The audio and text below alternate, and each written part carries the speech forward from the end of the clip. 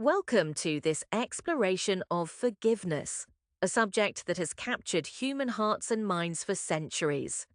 Forgiveness is a universal theme across cultures, faiths, and philosophies.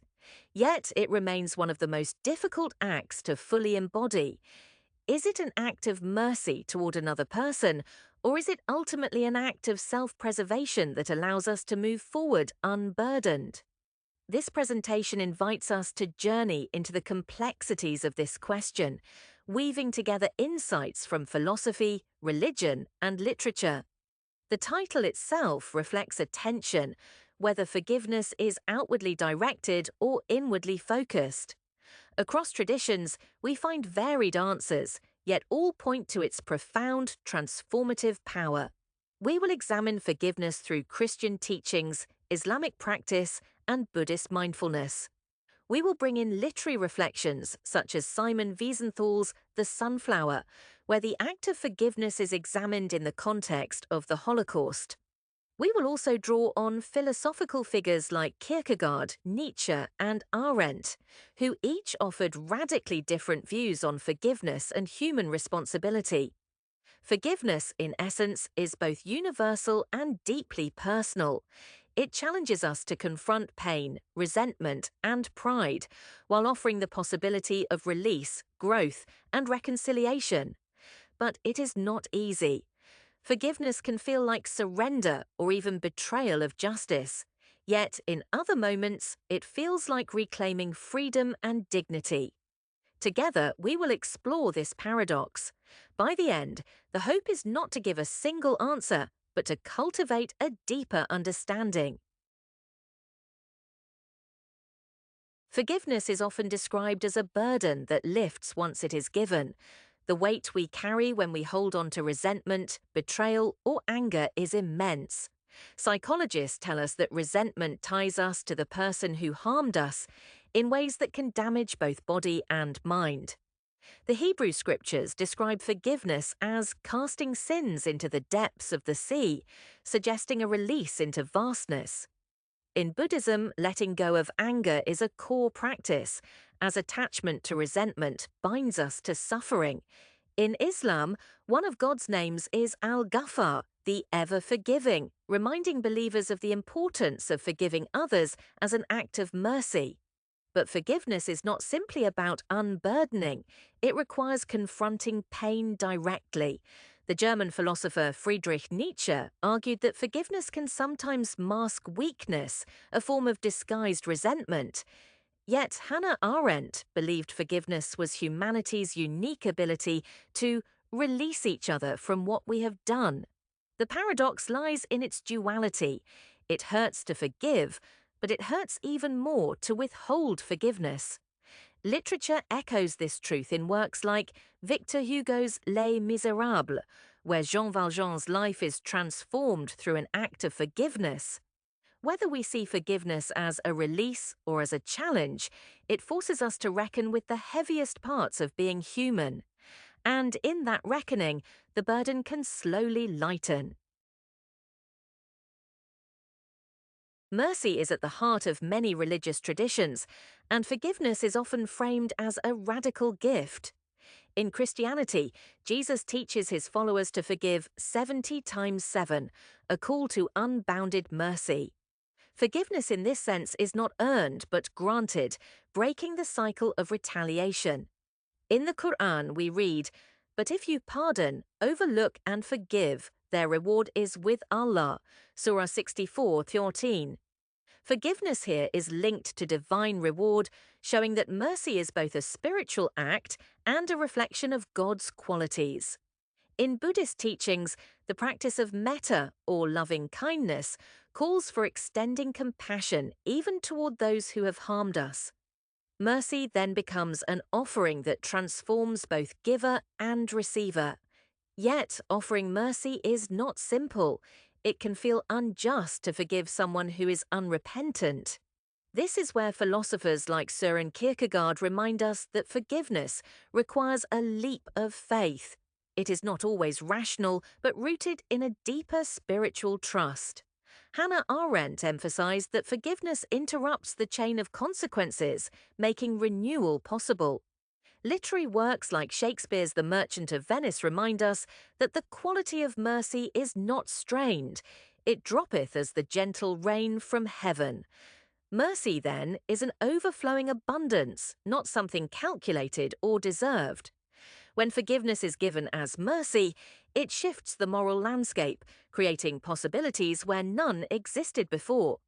It is a gift that frees both sides, even when the outcome is uncertain. Forgiveness is often framed as self-preservation rather than an outward gift. Modern psychology emphasizes that holding on to anger harms the self more than the offender. Studies at Stanford's Forgiveness Project show that practicing forgiveness lowers stress, improves heart health, and boosts overall well-being. This perspective suggests forgiveness is less about them and more about us.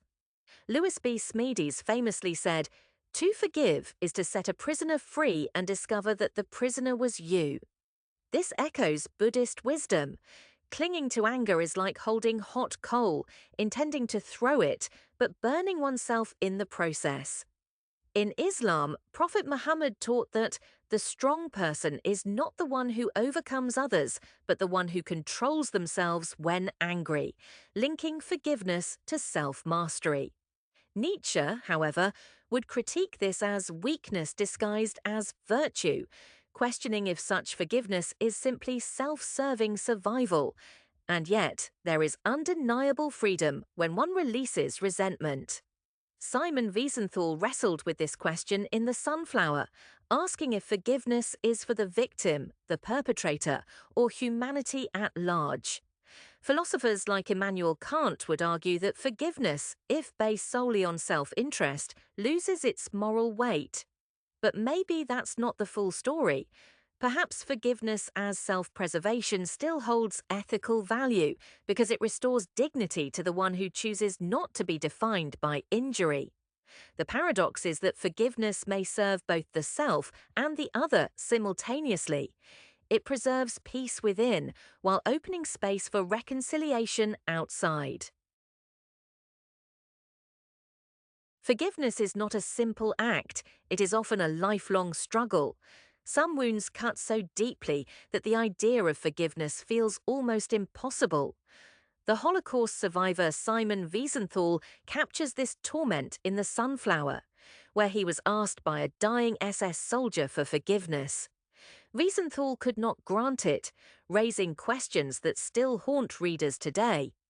Is forgiveness even possible in the face of unspeakable evil? Christianity insists on forgiveness, yet it also holds space for lament and justice. In Buddhism, forgiveness is cultivated slowly, through practices of compassion and detachment. In Islam, the Quran permits justice, but elevates forgiveness as the higher path. Yet philosophy warns us against cheap forgiveness. Hannah Arendt emphasized that true forgiveness requires recognizing the harm done, not dismissing it. Nietzsche would argue that forgiveness risks glorifying weakness if it fails to demand accountability. Literature often dramatizes this tension. In Dostoevsky's The Brothers Karamazov, forgiveness emerges not as simple resolution, but as profound suffering transformed into love. The reality is that forgiveness requires courage, patience, and a willingness to enter into the depth of human pain. It is not easy because it asks us to hold paradoxes, justice and mercy, memory and release, pain and healing. This struggle does not mean failure. It means we are engaging authentically with what it means to be human. Forgiveness is often misunderstood as the opposite of justice, but in reality, the two must be held together.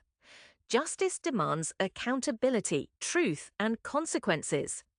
Forgiveness, however, does not erase justice but redefines how it is pursued. In Christian thought, the cross is seen as the meeting point of divine justice and mercy. In Islam, justice, ADL, and forgiveness, AFW, are not contradictory but complementary, each balancing human relationships. In Buddhist philosophy, forgiveness does not negate karma, but shifts the cycle of suffering through intentional compassion. Yet in human experience, the tension is real. Victims often feel that forgiving too quickly means excusing the offender. Arendt warned that forgiveness without justice risks becoming meaningless. Kant might agree, since moral law requires responsibility, not just pardon. In literature, Victor Hugo's Les Misérables illustrates this beautifully.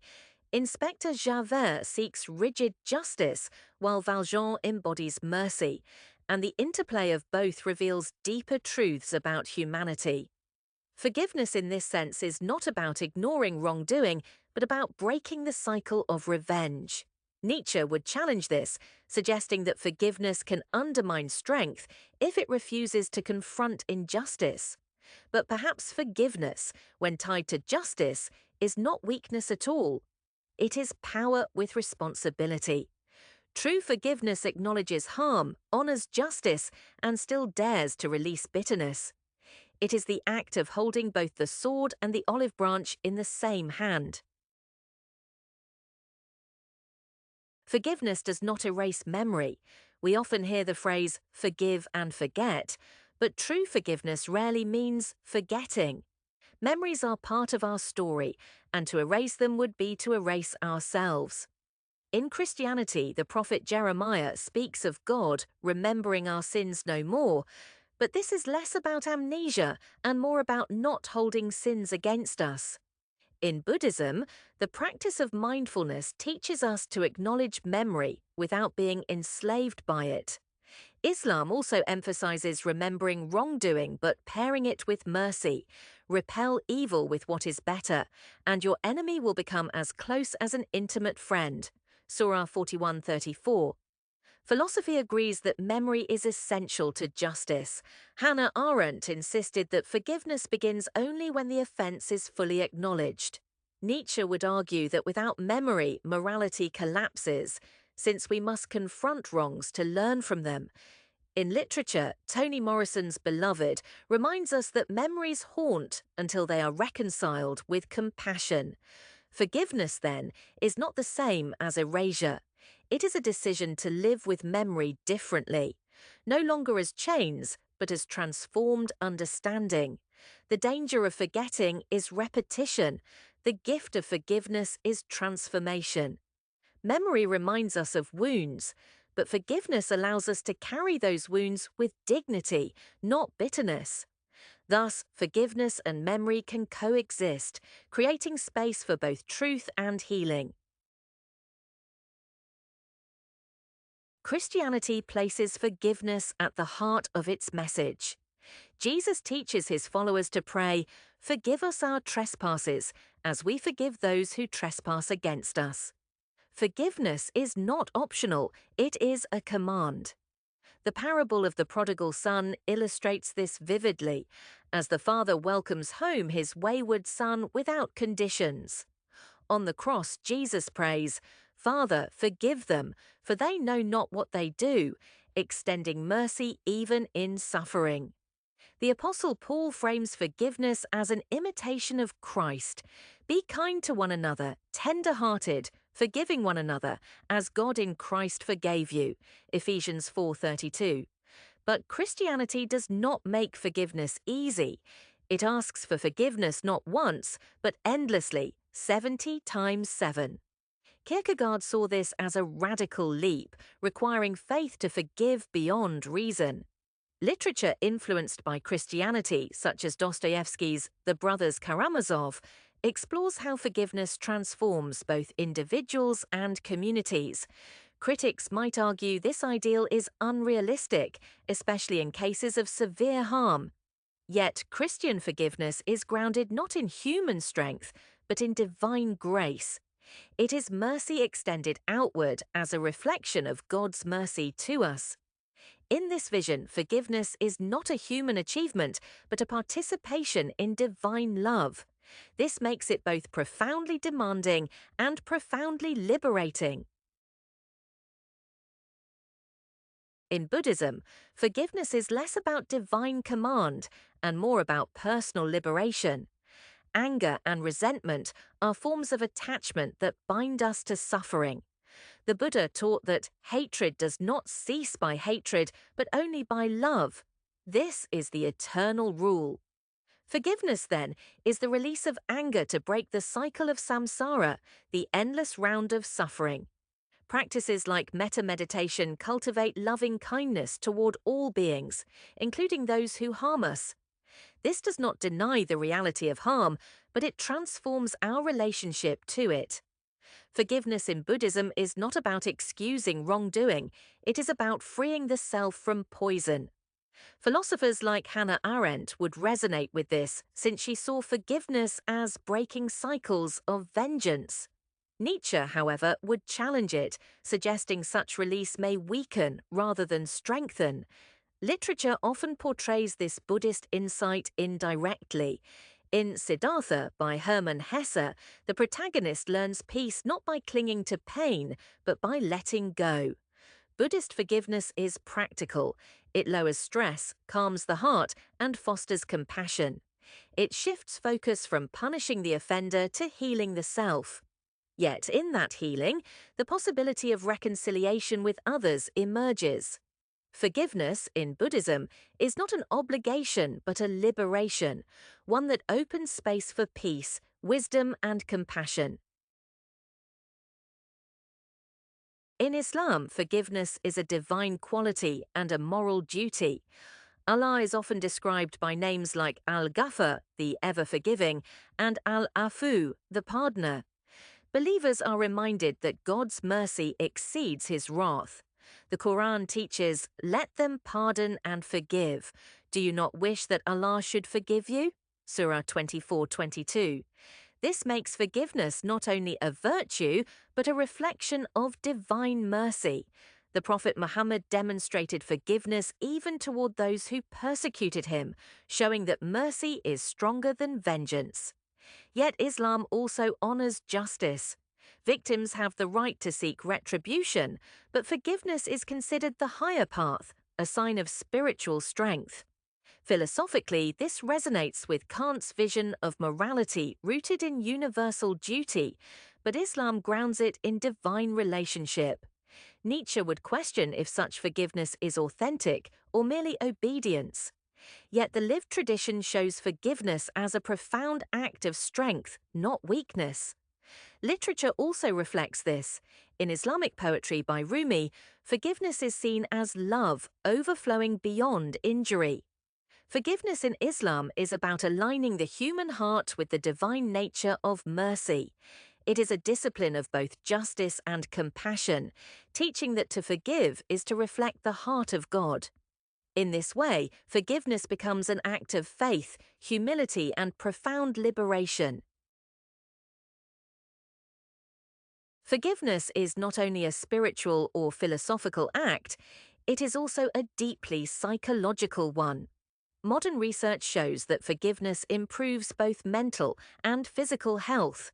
Studies from Stanford University and the Mayo Clinic reveal that people who forgive experience reduced anxiety, lower blood pressure, and improved immune function. Anger and resentment, on the other hand, are linked to depression, insomnia, and even heart disease. Psychologist Fred Luskin, in his book Forgive for Good, emphasizes that forgiveness is not about condoning harm, but about reclaiming personal power. When we forgive, we take back control over our emotional well-being.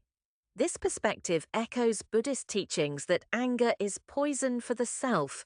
Yet it also aligns with Viktor Frankl's insights in Man's Search for Meaning, where he argues that we cannot always control what happens to us, but we can control how we respond. Forgiveness, then, becomes a response that shifts suffering into meaning. Some psychologists note, however, that forgiveness should not be rushed.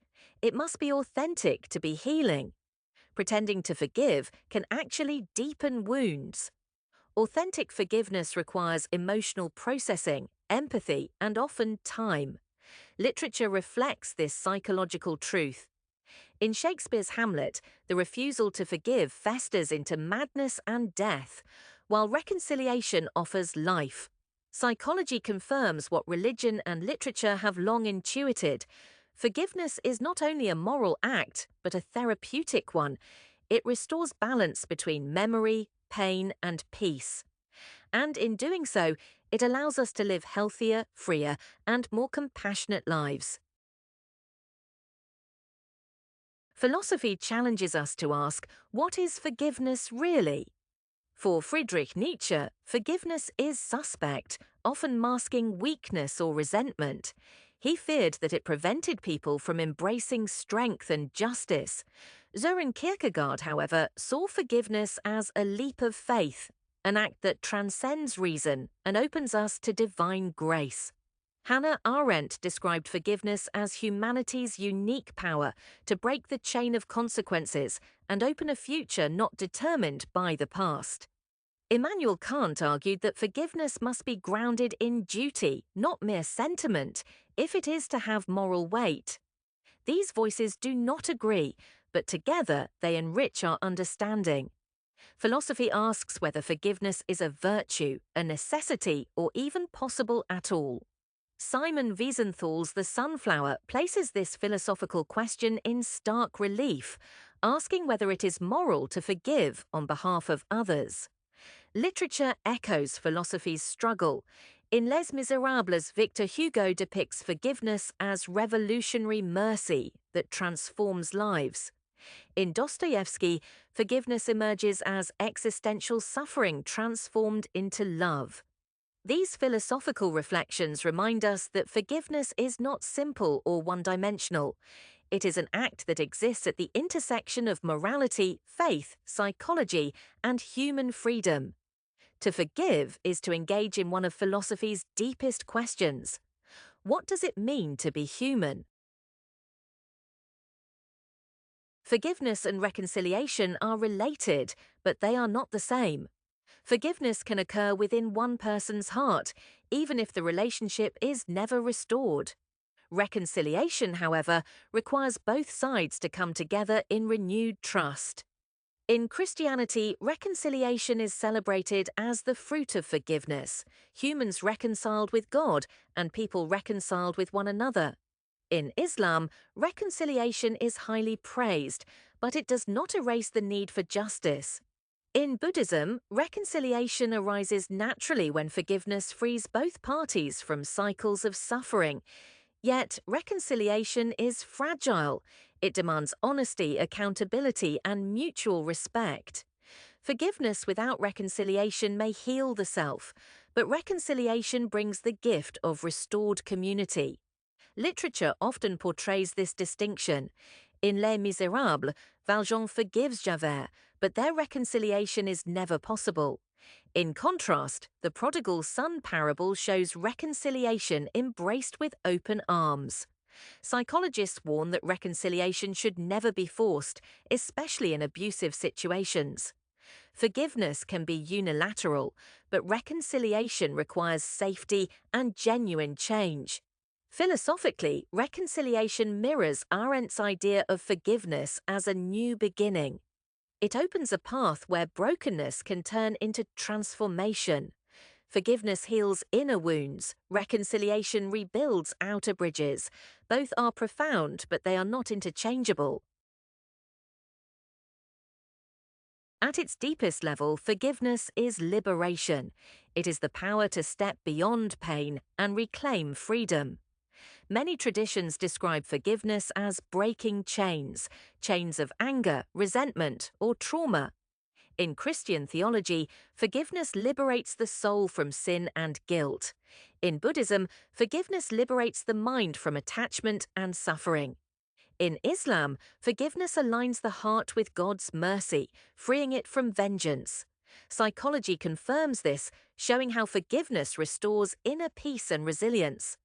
Literature dramatizes this liberation in stories where characters transcend hatred through compassion. Victor Hugo's Jean Valjean, freed from his bitterness by mercy, becomes a man of love and generosity. Nietzsche, though critical, might even admit that such liberation embodies strength, the power to define oneself beyond harm. Arendt would see it as humanity's ability to create new beginnings. Forgiveness, then, is not weakness, but profound power. It frees us from being defined by our wounds. It gives us agency to choose love where hate could dominate. Ultimately, forgiveness is an act of liberation that serves both self-preservation and mercy. It allows us to live fully, love deeply, and move into the future unchained. As we reach the resource slide, it is important to pause and recognize that forgiveness is not a simple destination, but a journey that requires guidance, reflection, and practice. Books, podcasts, and websites provide us with voices across time and disciplines that can enrich this journey.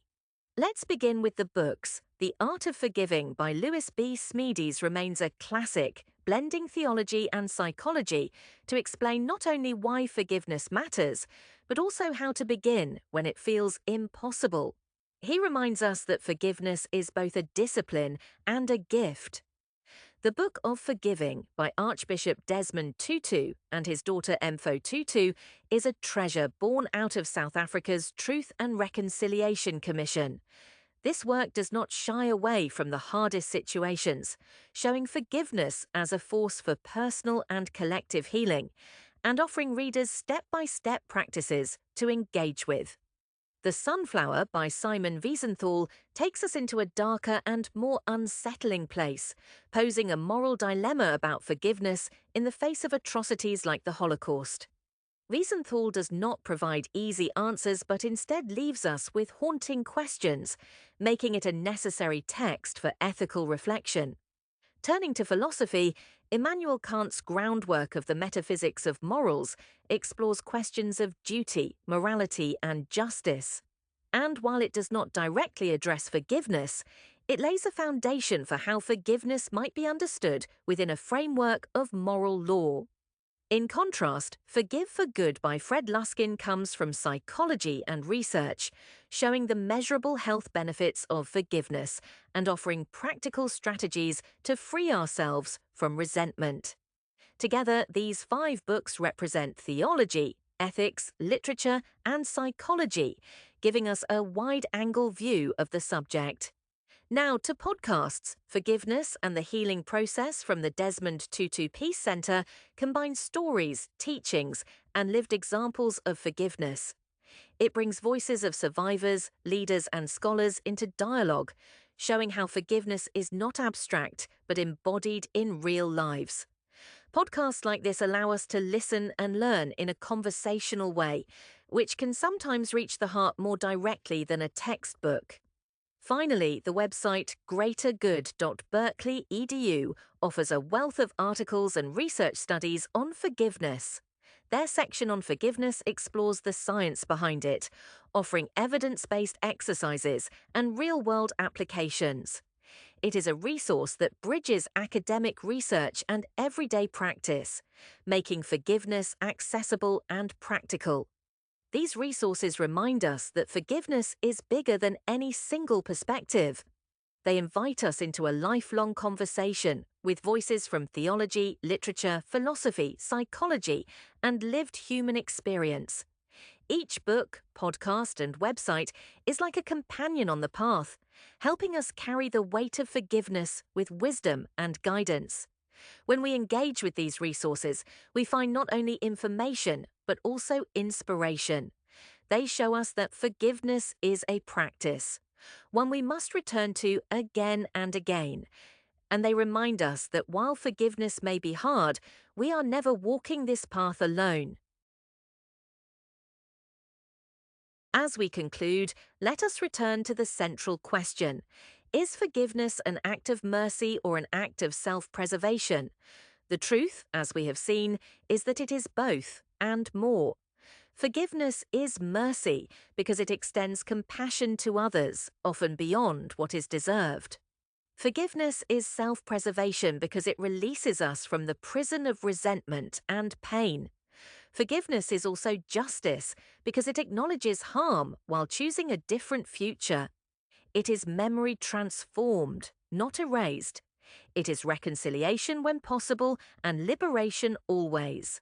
Literature, religion, psychology, and philosophy all testify to its power, even while disagreeing on its nature. Forgiveness is not weakness, it is strength. It is not a surrender to harm, but a reclaiming of dignity. In Christianity, it reflects divine love. In Buddhism, it frees the self. In Islam, it embodies the mercy of God. In philosophy, it opens a space where the human future is not bound by the past. Ultimately, forgiveness is possibility itself. It is a chance to begin again, to heal, and to live more fully. As you leave this reflection, I invite you to consider, whom do you need to forgive, and what freedom might wait on the other side?